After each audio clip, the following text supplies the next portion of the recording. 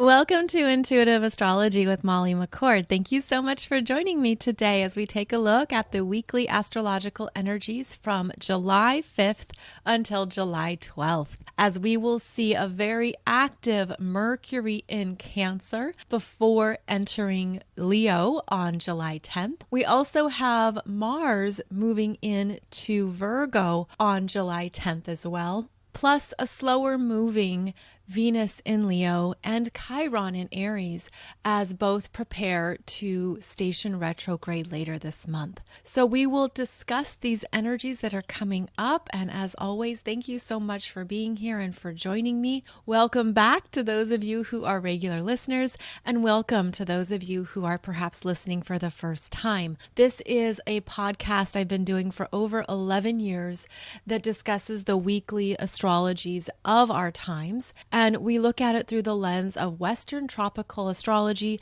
and more specifically, the intuitive, spiritual, and energetic experiences that we may be feeling through these cosmic interactions, these cosmic energies. I have been studying and practicing astrology for over 30 years, and it is an absolute joy to share this information and these insights with you because, as always, I hope that it offers you something validating or beneficial for what you're moving through at this time. Now, we are continuing on through the Sun in Cancer energies, and yet the Sun is quiet this week, meaning the Sun in Cancer is not making any aspects to any other planets at this time, which could be a welcomed break. It could feel like you have some time to catch up with yourself, catch up with things in front of you. We just had the Capricorn full moon on July 13th that perhaps showed you some priorities, some things you want to get done and move forward, what matters to you at this halfway point of the calendar year. And so the Sun is going to be doing its thing, basically, which is shining brightly, highlighting your life force, really shining a light on the Cancer themes as well. And then we'll have a square to Chiron in Aries at 19 degrees on July 12th. So depending when you're listening to this, the energies of the Sun in Cancer are quieter, are perhaps even calmer and more internal, offering you a chance to check in with your own internal energies. What is coming up for you? What are you feeling or processing? What is in front of you that is maybe activating something for you to understand in yourself, to understand in who you are now? And that is a gift of the Sun in Cancer because it is internally focused. It is about what's happening within you on a very private, personal level.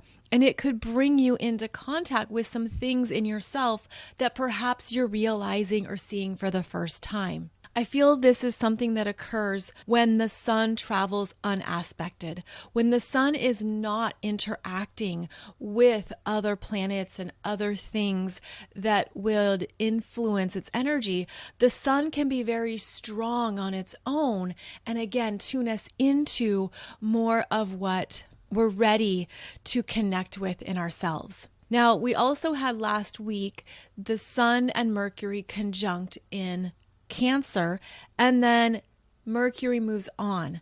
Mercury, the messenger, is the fastest moving planet in our solar system, and it's always traveling within a certain realm of the Sun, meaning Mercury is a bit like on a leash where it will extend out past the Sun and then retract back in. And this occurs during the Mercury retrogrades that we have 3 or 4 times a year. So we have the energy of Mercury ahead of the Sun now, after that conjunction with the Sun on July 1st.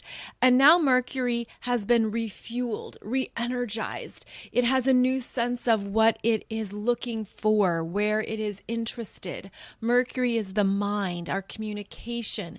It's what we perceive, the information we take in, that we think about, we ponder, we consider. Now, Mercury in Cancer is more reflective and internal. It's quieter. It's where you could even feel that you're spinning in some thoughts or you're circulating in some things. Mercury in Cancer is a water sign, and it has an inconsistency to it where it doesn't always speak up for itself. It will hold things inside. Mercury in Cancer is tuning into what am I really sensing here?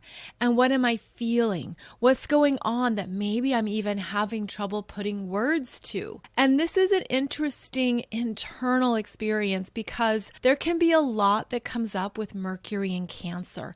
It's almost like it can awaken so many other thoughts and feelings and things that have resided within you that maybe feel a bit dormant. But over this next week, Mercury in Cancer is interacting with all three outer planets plus Chiron in Aries. I'm going to go through each one here because this means that Mercury in Cancer is going to be expanding outside of its subjective feelings. Where if you've been sitting in something, contemplating it, figuring out what do I say, what do I do, how do I put words to this? As Mercury in Cancer interacts with Uranus, Neptune, and Pluto, there are going to be opportunities of expansion, of getting outside of only what you're feeling and thinking and being able to develop and grow that energy. So let's say there's something you've been sitting with that's been weighing on your mind and you've been trying to figure out, how do I move through this? What do I say? What's the plan? Well, Mercury is first going to make a square to Chiron in Aries at 19 degrees on July 5th. And the square to Chiron in Aries can feel like a vulnerability. It's where you could feel extra sensitive because both Mercury in Cancer and Chiron in Aries are sensitive energies, almost like they're on alert for danger. How do I protect myself? How do I take care of myself? There can be a sense too that you don't want to say the wrong thing. You don't want to blurt out the wrong words or the wrong message. And so this could be an energy where you don't feel confident to say anything. Because the square to Chiron in Aries is going to have an insecurity around personal expression. So it could be a time when you decide to bite your tongue, to not write the email, to not express yourself, to hold back something. Again, this is happening on July 5th, but because Mercury is moving so fast, Mercury then busts through this square to Chiron, and on July 6th, sextiles Uranus in Taurus at 21 degrees, and that is an understanding of what is reliable, what you can say, what you do want to take forward. The sextile to Uranus and Taurus, Taurus being an earth sign, Uranus being sudden breakthroughs, sudden understandings. It's almost like if you couldn't figure out what to say, or if you're looking for a solution, if there's something, again, it's been stuck in your head and you're wanting it to move through, this connection to Uranus can bring up something simple and clear. Like this aha moment on July 6th. Aha, I know what to do with this. Okay, this is the way to proceed. This is something to count on, or this would be a direction to go in terms of anything that's bottled up. And I'm feeling that energy right now with not only the sun in Cancer, but Mercury in Cancer, is that things could feel bottled up. Like you have a lot going on inside. There's a lot that you're feeling. There's a lot that is happening. And maybe you're just looking to step away from it even. This Mercury in Cancer is learning how to be responsible and mature with what you need to say without putting it on anybody else. Because sometimes that Mercury in Cancer can be defensive, can be projecting its thoughts or its feelings, can be passive aggressive. So it's interesting communication energy, but as Mercury makes contact with the outer planets, things come out. It's almost like they get smoother, they get streamlined, they don't feel as bottled up. So after Mercury sextiles Uranus on July 6th, then Mercury will make a trine to Neptune and Pisces on July 9th. And this occurs at 27 degrees. This is where Mercury is going to feel a deeper connection to your intuitive wisdom, to trusting what is right for you to express. This can also help you see the bigger picture in terms of, this is a better use of my energy, or this is what is necessary. I'm feeling like this Mercury in Cancer has been processing a lot, and it could feel so personal. It could almost feel like you're in a bubble or a cocoon, and that there's just been a lot happening inside of you. And now we have the trine to Neptune and Pisces, which opens up the energy and gives you a sense of, this is where I want to go with it. This is where I want to take it. This feels good. It's a rising of your feelings. It's also the confirmation that comes when you're on the right track, when you just feel like, yes, this is what to do with it. Okay, now I see where this goes or what I can make of it. So again, that's July 9th. This is where you could have intuitive downloads and some understandings of what to do with whatever that Mercury in Cancer is bringing up for you.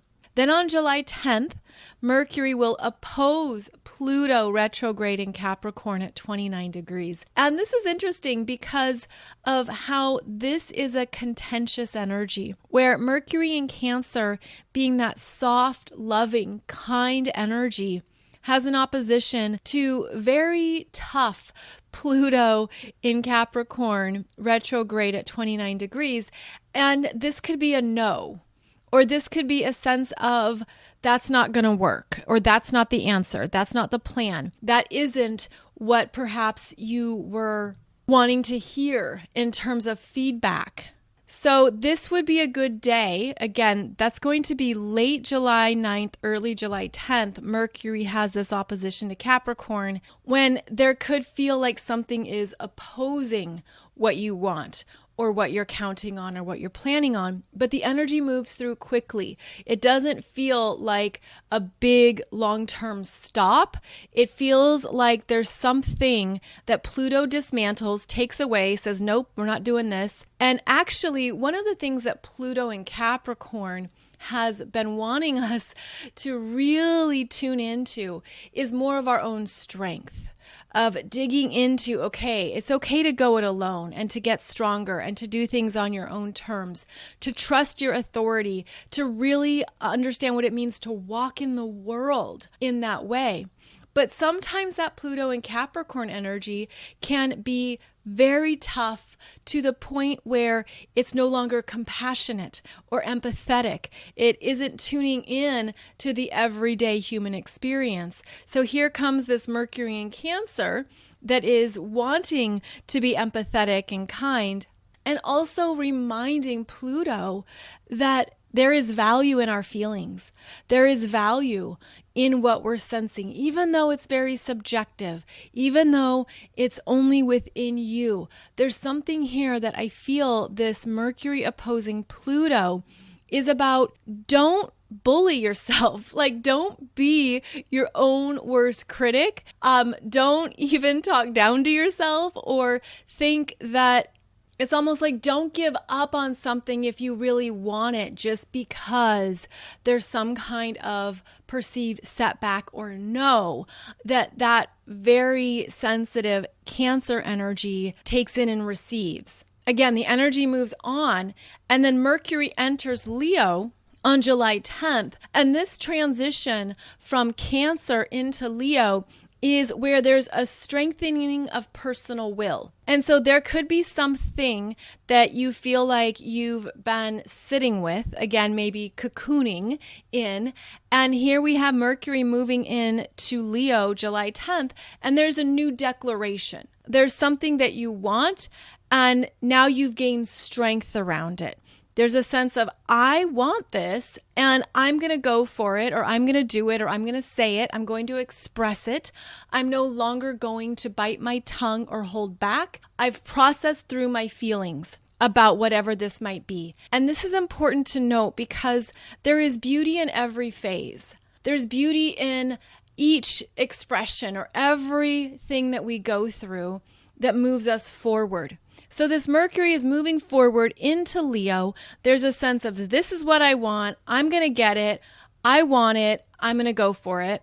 And there is now a sense that, okay, it just wasn't time previously. And when we sync up with the astrological energies in this way, it makes us wiser in how to work with these energies and how to embrace them, as well as helping us detach from anything that we're taking on that isn't personal. It's not personal. But in the Cancer energies, especially when we have both the Sun and Mercury in Cancer, things can just feel more personal. It's almost like that Cancer energy desires connection, desires to be understood, wants to know, what's really going on internally and within. It's a beautiful friend. It's a great therapist. It's the person you turn to that you can trust with what you're really experiencing. And so there can also be this unconscious heightened sensitivity that brings up even more that we're taking in and feeling. And then as the planets move into Leo, there is a sense here of newfound confidence, a new plan, a declaration of, this is what is true for me. And that's because Leo is a fixed fire sign. I think of it as a bonfire.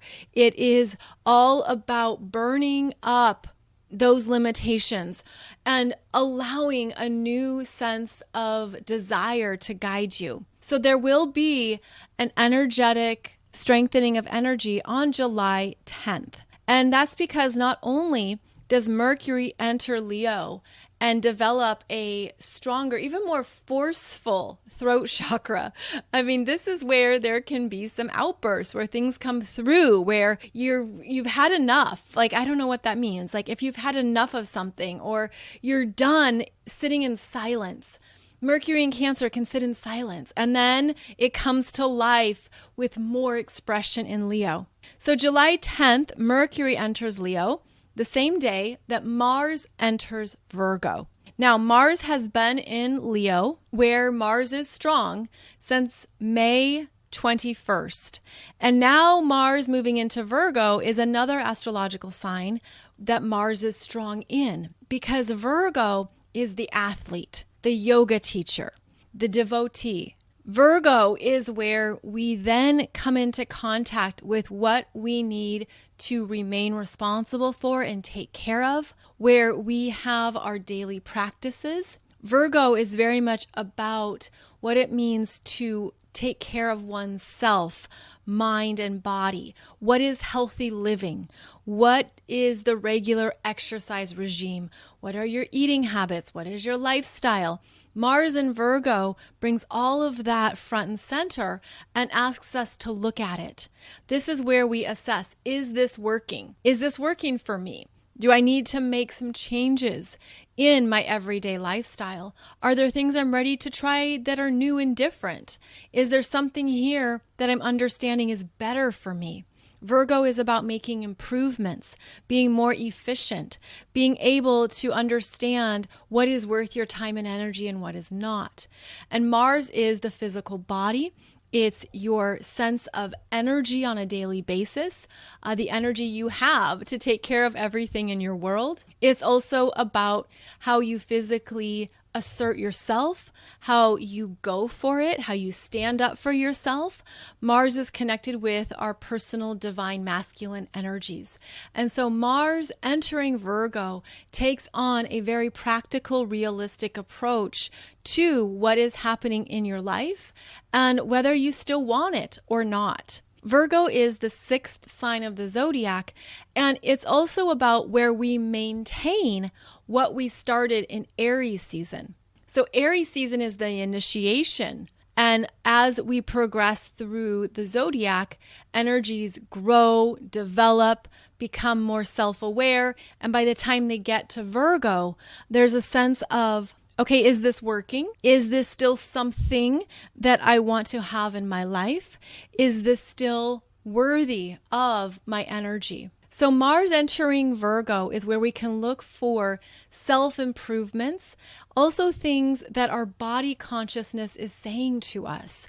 How is your body communicating things to you based on, is it good or is it bad? Is it working? Is it not working? You know, Virgo is also about the digestive tract, and it's where we can discover the foods that aren't being received well by our body, whether those are allergies or things that we can no longer consume and digest. And not only is it about the food that we digest, but it's the energies we digest and experience in Virgo. So I feel like there's a refinement here. There's a refinement, and Virgo loves that. Virgo's like, let's get rid of everything that is excessive, that isn't working, that's taking up time, money, space. So there could be things here that you're evaluating and understanding, you know, I really don't need this anymore. Or maybe this yin yoga class isn't cutting it for me anymore. I need to switch it up and do hot yoga or do a different form of yoga. So in Virgo, be flexible with what you want to test, what you want to try, what you think might be a better use of what you need. And again, I'm relating this mostly to the areas that Mars rules, which is your body consciousness and the messages that your body is giving you. You could finally hear something. You could connect some dots and be like, oh, wow, every time I eat dairy, this happens. Or every time I do this exercise, this occurs. So you could make some very interesting connections here around what is happening and the results you're getting, what your body or what your physical self is showing you about those actions. Mars entering Virgo also brings a steadiness, a calm, and a focus to the week. And that's what I'm feeling with these energies, is that you could feel like you're enjoying some downtime or you need some downtime. Maybe there's a sense of catching up with things in front of you, also needing to step back, taking some things off your plate, understanding more of what is important and what's not. So there's something about this particular phase we're moving through that is meant to return you to yourself. It's meant to be a time to check in on how you are feeling, how you're experiencing this year, how things are unfolding for you. I feel like there could even be a sense of turning inward to listen to more of what you need and where you want to go that matters, where you want to direct your energy, because there's something that we are evolving through that I feel it as a simplification energy. Like, what can be simplified in your life, in your world, in your energy? What can be not only refined, but also you're tapping into something from a place of wisdom where you could understand, okay, my soul has been bringing me in some repetitive messages here. And often those messages are quiet, because when the soul brings in messages, they are soft offerings at first. Typically, unless it's an emergency or something like 911, right? It's something that you have to see in the moment right away.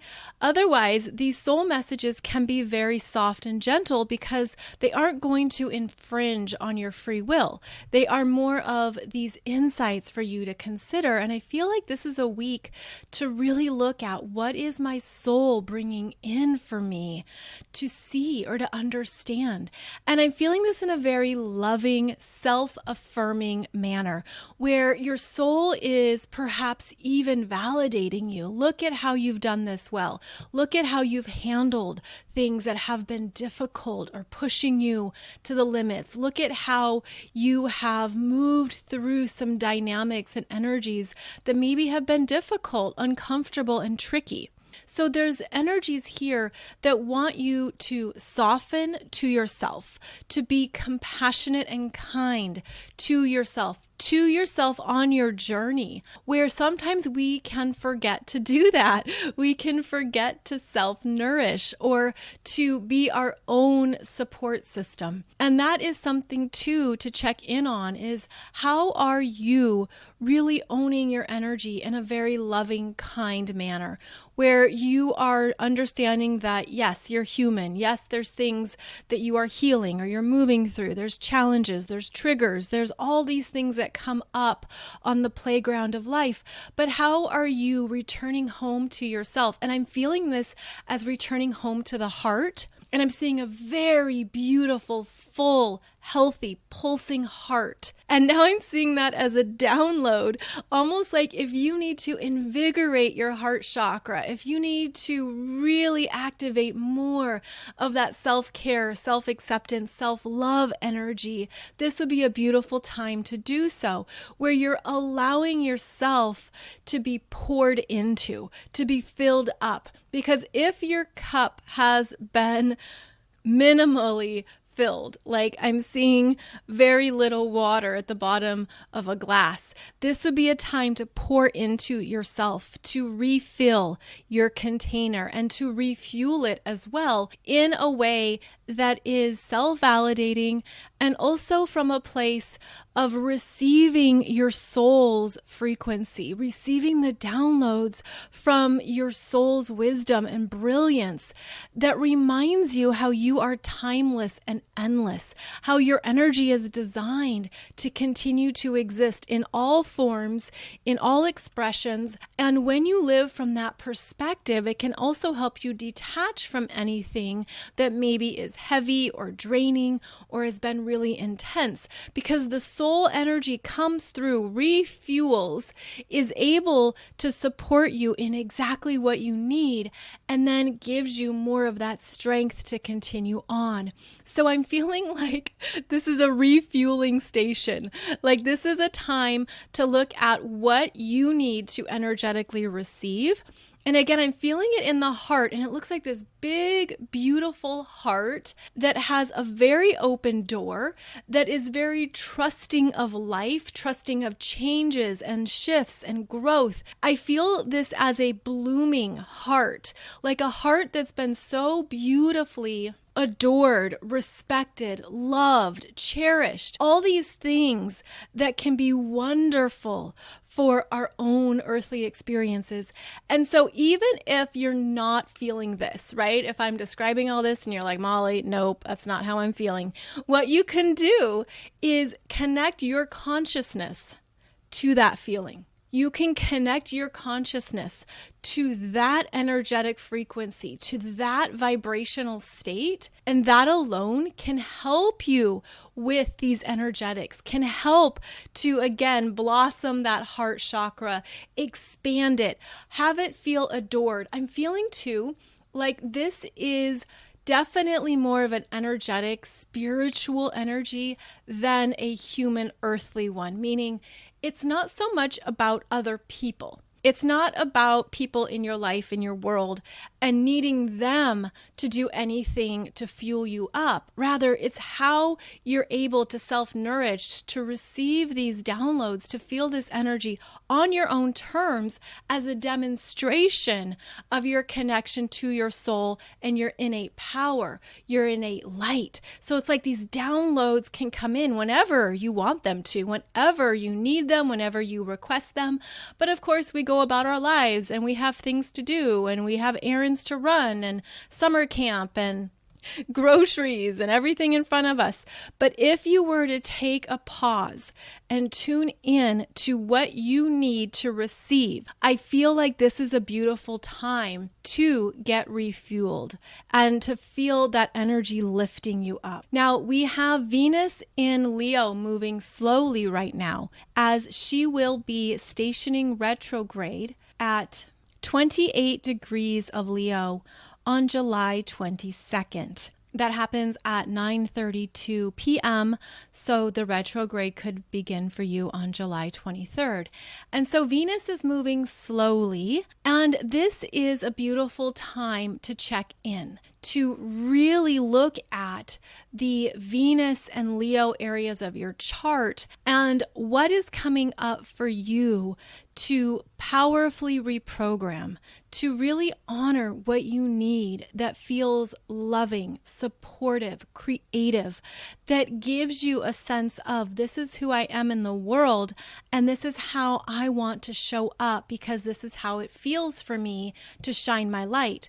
This is where I'm validating my sense of self and also wanting to strengthen this love vibration. And that's what I'm feeling too about this upcoming Venus retrograde in Leo, which I will be talking about even more. But there's something here where we are being gifted opportunities of reflection. And Venus is about our self-worth, our self-love, how we then understand those energies internally and create from them, especially in Leo, which is a very creative energy. So Venus going retrograde in Leo, I feel like there is going to be a strength to it. And some Venus retrogrades can be tougher than others, no doubt.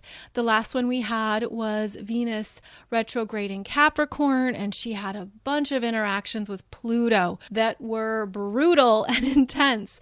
This one isn't like that.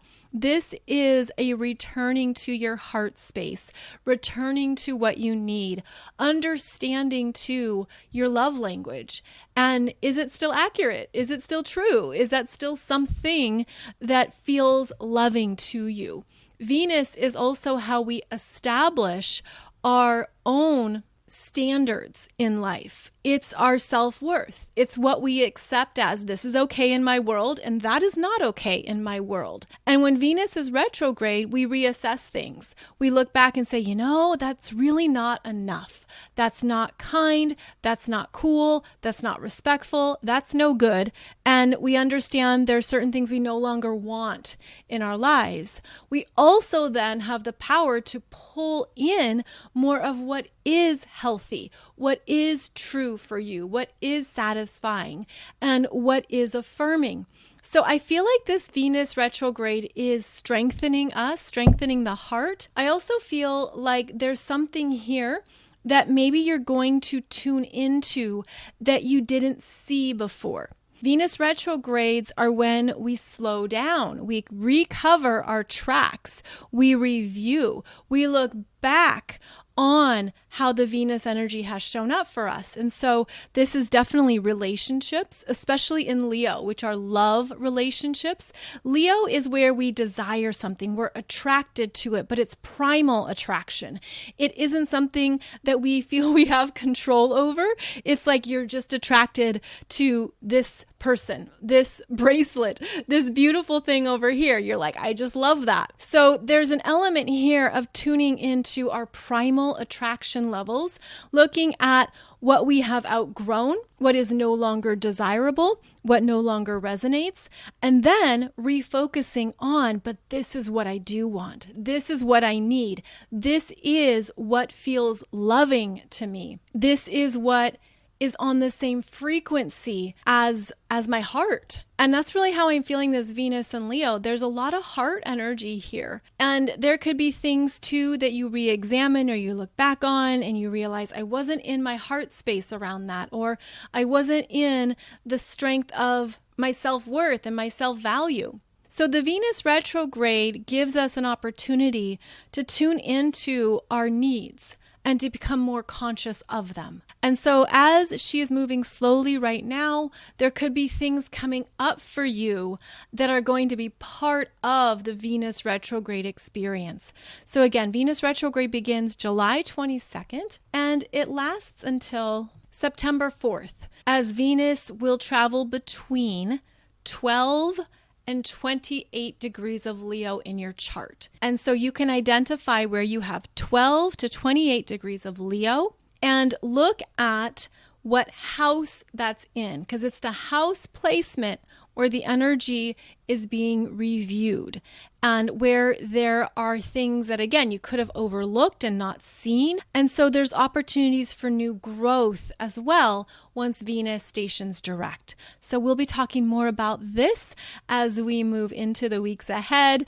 And it's funny because when Venus is retrograde in the same sign, there's a lot more to dig into as well. So we'll see what comes up here as we journey through this Venus retrograde in Leo energy signature. And the other thing I wanted to highlight for this week that's also important is how now the nodes of fate are at 0 degrees of Taurus and 0 degrees of Scorpio. So the North Node has reached 0 degrees of Taurus. The South Node has reached 0 degrees of Scorpio. And this is always a reset point. Now, the nodes are connected to the moon, and they are points in the sky, and they always move in reverse. Their overall motion is retrograde. So the nodes start at 29 degrees of a sign and then move backwards in reverse back to 0 degrees. So for the past 18 months,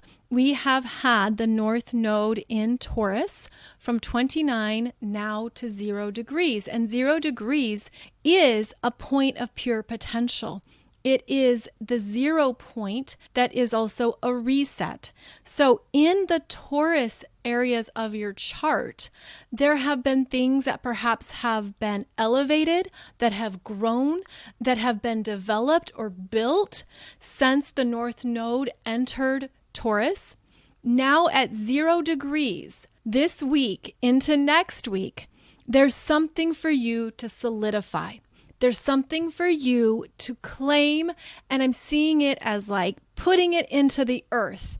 And this could be a very simple visualization too, where you call in the energy beginning at your crown chakra, moving it through your chakras, and then seeing it go down your legs and feet and into the earth. And there's something you are declaring or claiming about Taurus energies that basically set the energy, set the tone going forward. And this could be something that you've realized about the Taurus areas of your chart. Taurus is a fixed earth sign that is about stability, security, how we are able to build a life of value based on what you value, what you want, what's meaningful for you in this life. It's also a very creative energy that wants to create into tangible forms, into physical forms. There could be something here you've been working through around money, finances, your net worth, your self-worth, things about your energy that you're realizing were not true for you, but now there's something that you're declaring, this is what I claim as my self-worth, as my self-love. And so these are the energetics of Taurus that then spread out and create our physical world. So for example, there could be some things you've reassessed around your income, what you spend money on, what you invest in. Taurus is the money we make. It's the money that we receive. Think of it as your paycheck, your salary, your side hustle. It's the money you bring in. And then how do you spend it? And how do you create a life that demonstrates what you love, what is important to you? Maybe there's things you've come to understand about yourself as well that you're ready to declare, this is what I'm going to do going forward. This is what matters to me. I'm not going to compromise. I'm not going to budge. I'm not going to give it away to anyone else. So there can be a new stability here as the North Node is at 0 degrees of Taurus before moving into Aries around July 17th.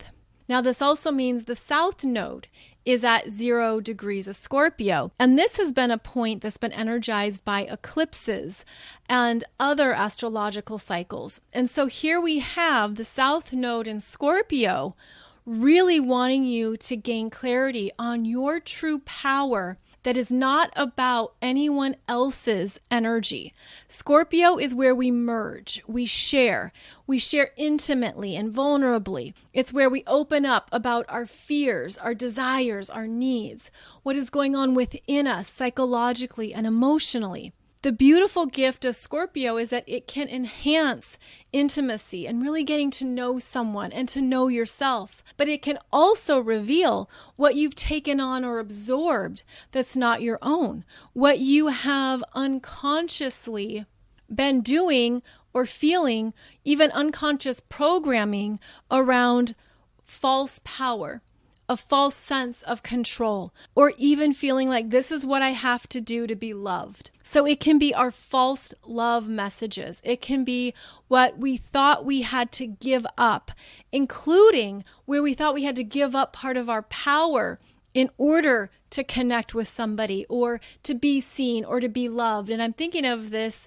even in terms of an authority figure or a parent or someone who has more power than you or you saw as more powerful, and how you thought you had to be a certain way in order to really tap into being accepted and being loved. The Scorpio journey is internal and intense. It's also designed to bring you into more of your intuition and to trusting yourself more. So as we have the South Node at 0 degrees of Scorpio, this is where you powerfully claim that you're going to trust yourself more and you're going to be more aware of boundaries, of any influence or infiltration that comes in from others. You're also declaring what it means to be authentically you in all aspects of yourself, even the parts of ourselves that we think we have to hide or diminish or keep secretive. Scorpio is where we can feel guilt or shame about some of our desires or parts of ourselves or things we've been through. But hopefully there have been things you've realized and you've cleared out as the South Node has moved through Scorpio, because the South Node is about release, completion, what no longer fits, what no longer serves.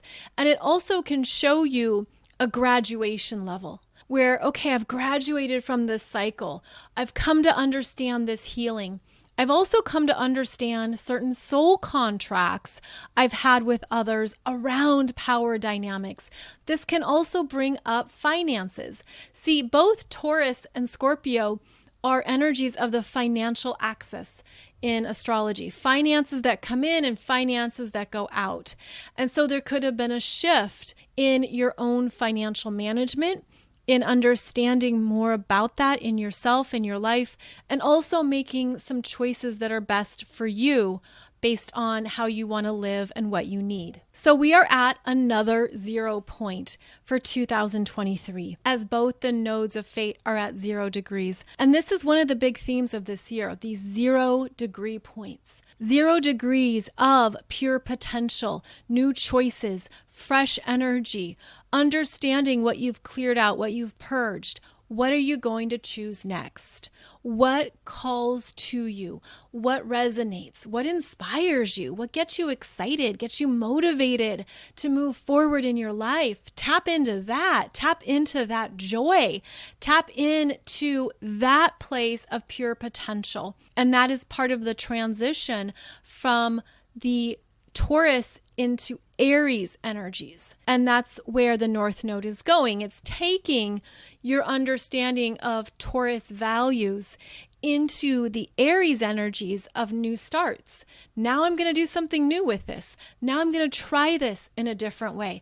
Now I'm going to have a new beginning because I understand more of who I am and what I want. So we will be talking about this nodal change next week as well. But I just wanted to highlight that this would be a good time as well to look at what you're ready to clean up and clear out, where there's things maybe in your energy or in your space that you're just realizing, I'm not resonating with this. I don't want this. It's not good for me. It's not good for my heart.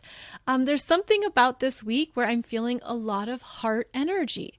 So tune into that for yourself, whatever those messages might be, whatever is speaking to your heart, whatever is opening and expanding your heart, whatever you're receiving as well that feels beautiful, loving, and uplifting. Oh, also keep in mind that Mars entering Virgo on July 10th is going to trine the North Node in Taurus at 0 degrees. And so there's an energetic forward movement here. There's a sense of, yes, I'm clear on this. Yes, I want this. Yes, I'm going to go for this. So that energy will be strong July 10th, 11th, and 12th. And before I sign off, some of you have been asking more about your progressed chart. Now, the progressed chart is another timeline of your energy in this lifetime, and it shows the milestone energies you're moving through. It shows your soul growth, your progression, the significant years in your life,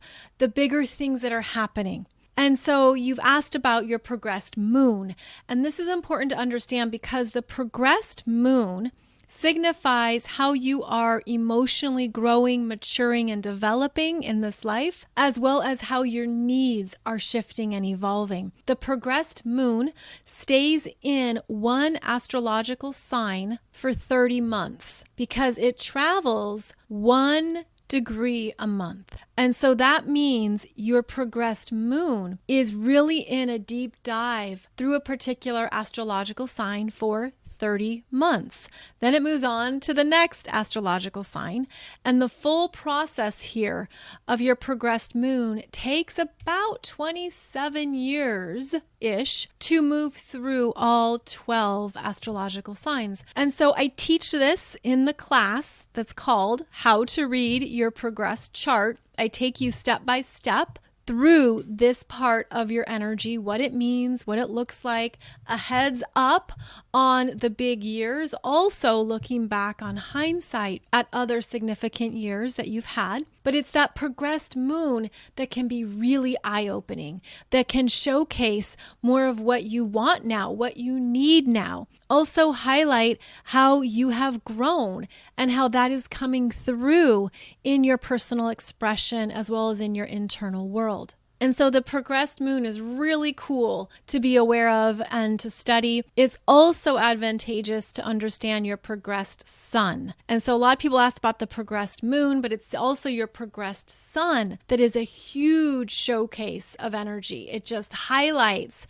more of your own personal development as well. So yes, these are important astrological energies to be aware of. This is a little bit more advanced astrology understandings. This is where we're going into some things that take you deeper into astrology, but it also is where we connect a lot of dots and we say, oh my gosh, that's why that year was so pivotal for me, or that's why a certain phase in my life was so powerful or so strong. So the progressed chart is really fascinating. It's another layer, again, of your own energy, and it highlights more of the bigger events of your life. So because so many of you have asked, I just wanted to touch on that.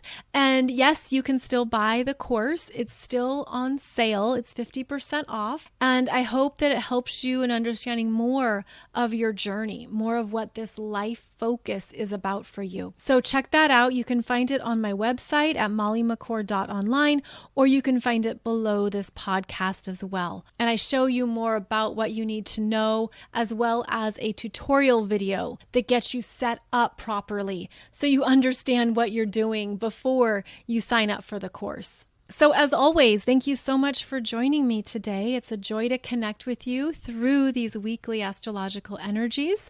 Be sure and check out my YouTube channel where you can find more astrology videos and teachings in the playlists, all kinds of topics, including 2023 astrology, learning more about your chart, the transiting energies, the houses, all of that and more. And I wanted to make sure that you had a free database of offerings there to reference. So thank you, YouTube, for providing that. I'll be back next Monday and Wednesday for a new podcast episode, and we will continue on through these energies of 2023. Wishing you a beautiful week ahead. As always, thank you so much for joining me, and I'll see you back here soon.